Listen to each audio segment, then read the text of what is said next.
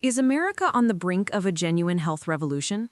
Just hours ago, a stunning announcement came out of Washington, D.C. Dr. Ben Carson, the renowned neurosurgeon and former Secretary of Housing and Urban Development under President Trump, is officially back in the administration. But this time, his role is very different. Carson has been appointed as the new National Nutrition Advisor within the U.S. Department of Agriculture. This bold move signals the launch of a new chapter in the Make America Healthy Again movement, better known as MAHA.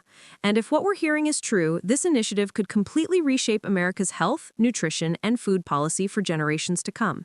The Trump administration has made it abundantly clear this is not just about politics. It's about protecting American families and addressing the root causes of health decline in our country. When Dr. Carson says, "You are what you eat," he doesn't mean it as a cliché. He means it as a core philosophy. As a retired neurosurgeon, Carson has long argued that nutrition plays a fundamental role in both physical and mental well-being. Now, in partnership with Agriculture Secretary Brooke Rollins, he will be spearheading a policy agenda designed to put healthy, affordable food at the center of national health. What makes this appointment unique is that Carson is not limiting his focus to calories, food labels, or diet charts. Instead, he's championing a holistic vision of well-being, one that connects physical health with mental, emotional, and even spiritual health. He has repeatedly emphasized that America's healthcare system spends trillions treating disease, but almost nothing preventing it. This, he argues, must change.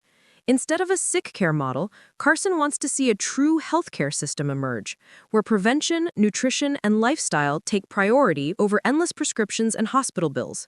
One of the most immediate and dramatic policy shifts comes in the form of SNAP reforms, the Supplemental Nutrition Assistance Program, which serves more than 40 million Americans, is about to undergo the biggest overhaul in decades. The administration has mandated that retailers participating in SNAP must now offer at least 28 varieties of healthy food options, up from the previous requirement of only 12.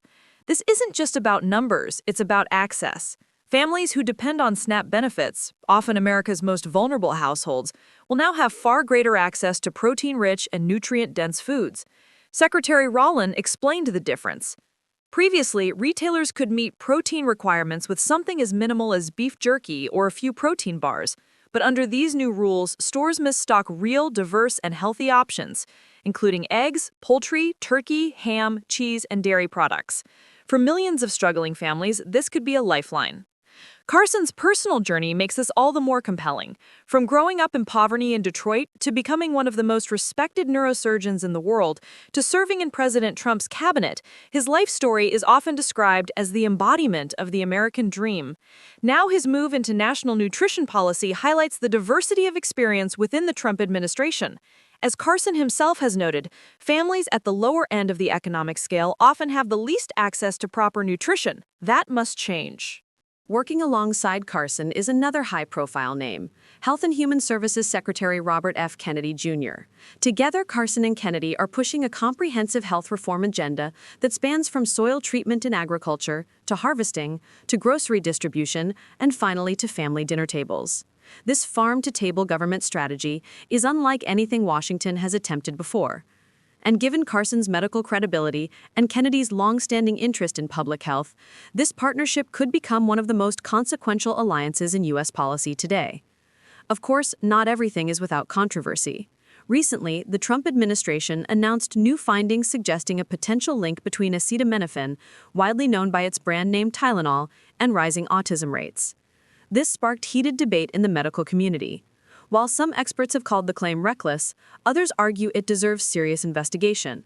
Republican Senator Bill Cassidy, himself a physician, publicly disagreed with the administration's framing of the issue. Yet Carson, with his neurosurgical background, is uniquely positioned to weigh in on this contentious debate. His role could help bridge the gap between political decision-making and scientific inquiry. But this isn't just about health. At a memorial service for conservative activist Charlie Kirk, both Carson and Rollins underscored that MAGA is as much a cultural movement as it is a health initiative. Carson declared, "America did not become great by accident. It became great because of Judeo-Christian values that emphasized family, discipline, and health." By framing the issue in moral and cultural terms, the administration is positioning MAGA as a fight not just for healthier bodies, but for the very soul of America. And remarkably, the food industry is already responding. Just this week, Kellogg's announced that it will cooperate with the MAHA initiative by introducing new lines of healthier breakfast cereals and snack foods. This kind of voluntary compliance suggests that industry leaders see which way the wind is blowing. Big Food and Big Pharma are on notice. Their traditional business models, built on processed foods and expensive treatments, are being challenged by a government serious about prevention and wellness. Later this year, the Dietary Guidelines for Americans will be updated. For the first time, Dr. Carson is expected to play a central role in shaping these guidelines, which inform everything from school lunches to military rations to hospital nutrition programs. Experts predict that the upcoming changes will be some of the most dramatic in decades. At the same time, the administration has granted 12 states the authority to restrict SNAP benefits from being used on junk food, like sugary sodas and candy. This state-level flexibility underscores the administration's philosophy.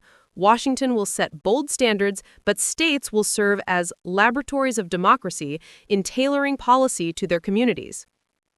Carson has repeatedly pointed out that while most industrialized nations have seen steady increases in life expectancy, the United States has stagnated, in some cases, even declined.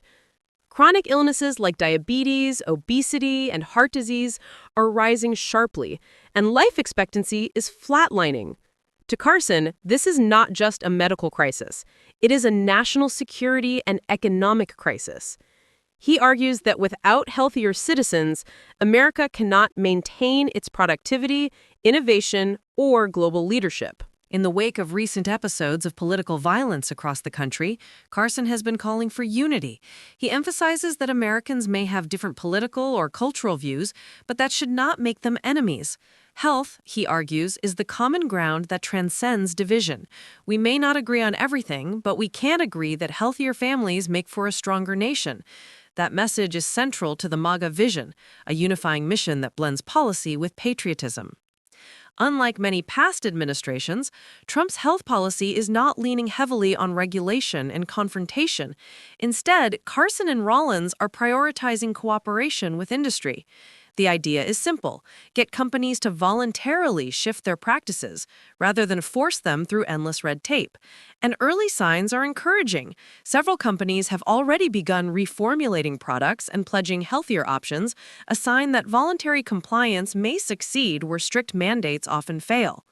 Both Carson and Rollins have hinted that more major announcements are on the way, specifically at the intersection of agriculture and health. Insiders suggest that next month, a new set of policy changes may be unveiled that could completely reshape national dietary guidelines.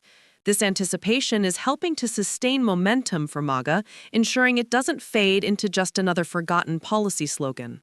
For many Americans, Carson's return is deeply symbolic. His life story, from the streets of Detroit to the pinnacle of American medicine, is proof that opportunity is still alive in this country. By elevating him into a role focused on nutrition, the Trump administration is sending a clear message. Leadership positions are not reserved for career politicians or well-connected elites, but for those with merit, credibility, and a vision for America's future. At the end of the day, the Make America Healthy Again movement is more than just another government program. It's a paradigm shift, a complete rethinking of how we define healthcare, wellness, and responsibility. With Carson's medical expertise, RFK Jr.'s passion, and Trump's political will, this initiative is combining science with traditional American values in a way that could prove both politically powerful and policy effective. Dr. Ben Carson is not just making a comeback, he's taking the lead in what could become the greatest health transformation in modern American history. And as this revolution begins, one thing is certain: the eyes of both Washington and the American people are now fixed on the MAGA movement. America's health revolution has begun, and at the very front of it stands Dr. Ben Carson.